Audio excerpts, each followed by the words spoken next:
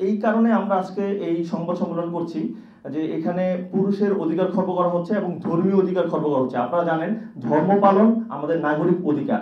তো সেক্ষেত্রে দেখা যাচ্ছে ইসলাম ধর্মের যে নিয়মগুলো আছে সেগুলোতে তারা আপত্তি জানিয়ে যে কর্তন বর্জন করতে চাচ্ছে, তাতে কিন্তু ইসলামিক রীতিতে বিয়ে করাটাই কঠিন হয়ে যাবে। অথবা অন্যান্য ধর্মের অবলম্বী যারা আছে তাদেরও মূল যে ধর্মীয় বিশ্বাস সেটাকে কিন্তু বাধাগ্রস্ত করবে এই নীতি। ফলে দেখা যাচ্ছে একজন মানুষ নাগরিক সে কি ধর্মে বিশ্বাসী, সে কিভাবে তার জীবনযাপন করবে সেখানে হস্তক্ষেপ হচ্ছে। তো এই হস্তক্ষেপের বিরুদ্ধে আমরা আজকে এই সংবাদ সম্মেলন করতেছি। আর আমাদের যে সমস্যাটা সেটা হচ্ছে আমরা দেখতে পাচ্ছি যে এই পুরো যেই কমিশনের যে প্রস্তাবনা, এখানে কোথাও ইকুয়ালিটির কথা, মানে ওনারা বলতেছে সম অধিকার, কিন্তু কোথাও আসলে তারা সম অধিকার চাচ্ছে না, সকল ক্ষেত্রে তারা অগ্রাধিকার চাচ্ছে। যেমন কোটা ব্যবস্থার কথাটা বলতেছে।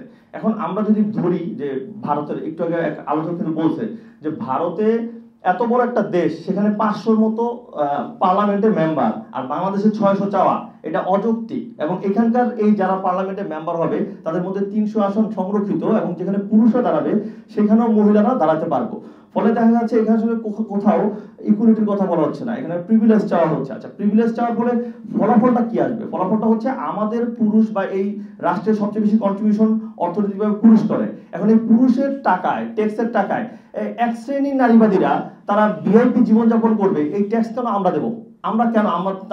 একটা বিষয় হচ্ছে এই যে 300 আসন যদি নারীদের জন্য আসে, অথবা 100 আসন দেখলাম প্রস্তাবনা করছে, যেখানে বাংলাদেশে একটা কোটা বিরোধী আন্দোলনের মাধ্যমে একটা সমতার জন্য আমরা আন্দোলন করলাম, সেইখানে আবারও কোটা, এটা আমরা মানি না। দ্বিতীয় বিষয় হচ্ছে এই যে 300 আসনের যে কথাটা বলা হচ্ছে, এইখানে যারা আসলে পার্লামেন্টের মেম্বার হবে তারা কি আমাদের গ্রাম অঞ্চলের নারীরা হবে, দরিদ্র নারীরা হবে?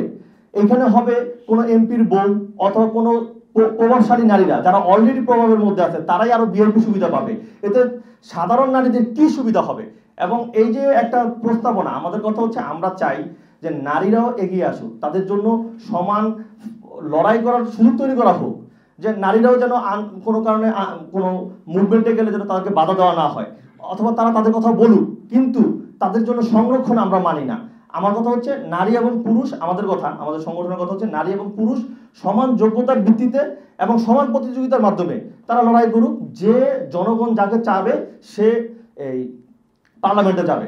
আর দ্বিতীয় বিষয় হচ্ছে এই নারী কমিশনকে আমরা বলতে চাই যে তারা বোঝানোর চেষ্টা করছে তারা নারীদের অধিকারের কথা বলছে। আমরা তাদেরকে চ্যালেঞ্জ ছুড়ে দিতে চাই, তারা একটা গণভোট করুক, শুধুমাত্র নারীরা ভোট দিবে। তাদের এই প্রস্তাবনা প্রচার করার পরে যদি তারা গণভোটে জিতে, তাহলে আমরা মেনে নেব যে বাংলাদেশের সংখ্যাগরিষ্ঠ নারী তাদের পক্ষে আছে। আমরা বিলিভ করি যে এই সংখ্যাগরিষ্ঠ নারীদেরকেও তারা অসম্মান করছে, কারণ তারা যৌনকর্মীদের স্বীকৃতি দেওয়ার মাধ্যমে নারীকে একটা পণ্য হিসেবে প্রেজেন্ট করার চেষ্টা করতেছে।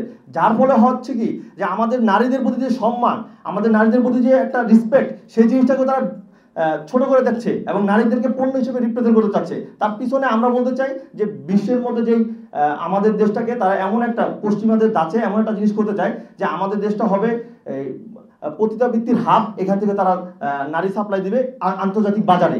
এর বাইরে কোনো উদ্দেশ্য আমরা দেখতে পাই না।